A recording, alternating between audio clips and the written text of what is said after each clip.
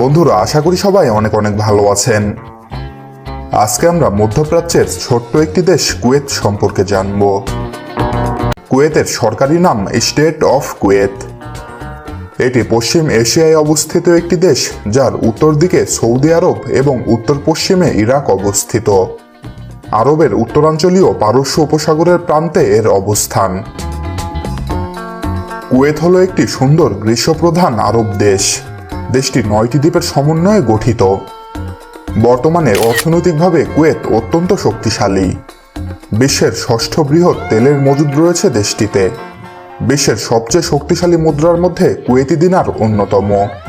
বিশ্বব্যাংকের হিসাবে মাথাপিছু আয়ের দিক দিয়ে বিশ্বে পঞ্চম অবস্থান তাদের। মধ্যপ্রাচ্যের সবচেয়ে বড় অপেরা হাউসের অবস্থানও কিন্তু এই দেশটিতেই। এ কারণেই কুয়েতকে উপসাগরের হলিউড হিসেবে অভিহিত করা হয়। ভিডিওটি শুরু করার আগে আপনাদেরকে আরেকটি কথা বলে নেই, আপনারা যদি আমাদের এই চ্যানেলে নতুন হয়ে থাকেন তাহলে অবশ্যই আমাদের চ্যানেলটি সাবস্ক্রাইব করবেন। 1961 সালে ব্রিটিশদের কাছ থেকে স্বাধীনতা পায় কুয়েত। কুয়েতে প্রথম তেলের খনি পাওয়া যায় 1938 সালে। দেশটিতে 1946 থেকে 1982 সাল পর্যন্ত অবকাঠামো খাতে ব্যাপক উন্নয়ন হয়। তবে গত শতাব্দীর 80-র দশকে দেশটিতে ভূরাজনৈতিক অস্থিরতা শুরু হয়।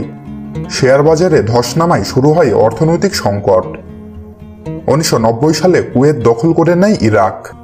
আন্তর্জাতিক জোট বাহিনীর হস্তক্ষেপের পর 1991 সালে এই দখলদারিত্বের অবসান ঘটে। যুদ্ধ শেষ হয়ে যাওয়ার পর আবারও অর্থনীতি এবং দেশের অবকাঠামো পুনর্গঠনে জোর তৎপরতা শুরু হয়। কুয়েত জাতিসংঘে যোগদান করে 14 মে 1963 সালে। 17,818 বর্গ কিলোমিটার আয়তনের এই দেশটিতে প্রায় 46 লাখ মানুষের বসবাস। আয়তনের দিক দিয়ে এটি বিশ্বের 152তম দেশ। তবে দেশটির মোট জনসংখ্যার মধ্যে কুয়েতি মাত্র 14 লাখ আর বিদেশি 32 লাখ, অর্থাৎ কুয়েতের মোট জনসংখ্যার প্রায় 70% বিদেশি। দেশটির সরকারি ভাষা আরবি। বিদেশি ভাষা হিসেবে ইংরেজি ভাষা বহুল প্রচলিত। কুয়েতের মোট জনসংখ্যার প্রায় 75% মানুষ ইসলাম ধর্মের অনুসারী এবং খ্রিস্টান ধর্মে বিশ্বাসী মানুষের সংখ্যা প্রায় 19%। বাকিরা অন্যান্য ধর্ম পালন করে। কুয়েতের রাজধানী এবং বৃহত্তম শহর হচ্ছে কুয়েত সিটি। পারস্য উপসাগরের তীরে অবস্থিত এই শহরটিতেই দেশটির প্রধান প্রধান সরকারি ভবনগুলো অবস্থিত। এর মধ্যে রয়েছে পুরো আমিরাতের রাজনৈতিক, সাংস্কৃতিক ও অর্থনৈতিক কেন্দ্র, কুয়েতের জাতীয় পরিষদ, কেন্দ্রীয় ব্যাংকসমূহ ইত্যাদি। দেশটিতে প্রচণ্ড গরম পড়ে এবং 12 জুলাই 2012 সালে রেকর্ড করা হয় সবচাইতে বেশি তাপমাত্রা, যা ছিল 53 ডিগ্রি সেলসিয়াস।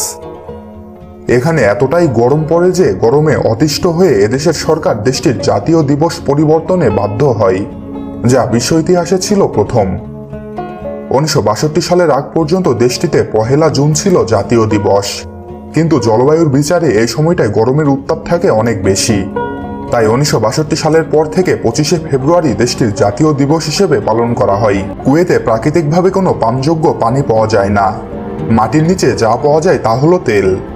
কুয়েতের অর্থনীতিতে প্রায় 90% আয় আসে এই তেল সম্পদ থেকে। কুয়েত বিশ্বের প্রথম দেশ যেখানে সাধারণ মানুষের দ্বারা পরিচালিত পার্লামেন্ট আছে। এখানে মহিলাদের ভোটে দাঁড়ানোর ওপর সম্পূর্ণ স্বাধীনতা দেওয়া হয়েছে, যা বাকি আরবীয় দেশগুলোর তুলনায় অনেক বেশি। কুয়েতের আইন ব্যবস্থা অন্যান্য ইসলামিক দেশগুলোর মতো নয়। এই দেশের আইনি ব্যবস্থাকে বলা হয় সিভিল ল সিস্টেম, যা ফ্রান্সের অনুকরণে বানানো হয়েছে। কুয়েতে মাদকদ্রব্য কেনা বেচাতে পুরোপুরি নিষেধাজ্ঞা জারি করা হয়েছে। এখানে রমজান মাসে পাবলিক প্লেসে খাওয়া দাওয়া এবং জোরে গান বাজিয়ে পার্টি করা পুরোপুরি নিষেধ। আপনি জেনে অবাক হবেন, কুয়েতের কোনো রাষ্ট্রীয় সঙ্গীত বা কোনো শব্দ নেই। এটি এমন একটি দেশ যেখানে কোনো রেল লাইন নেই। এটি একই সাথে বিশ্বের একমাত্র দেশ যেখানে কোনো প্রাকৃতিক জলাশয় নেই। এখানকার মানুষ সমুদ্রের নোনা জলকে পানযোগ্য করে তোলে। এতে প্রতি বছর পানির পেছনে দেশটির অনেক টাকাও খরচা হয়। দেশটি পৃথিবীর অন্যান্য অর্থশালী দেশগুলোর থেকে আকৃতিতে ছোট হলেও কুয়েতের কারেন্সি কুয়েতি দিনার, যার মূল্য বর্তমানে সারা বিশ্বে সবচেয়ে বেশি। একটি কুয়েতি দিনারের মূল্য 3 আমেরিকান ডলারের থেকেও বেশি।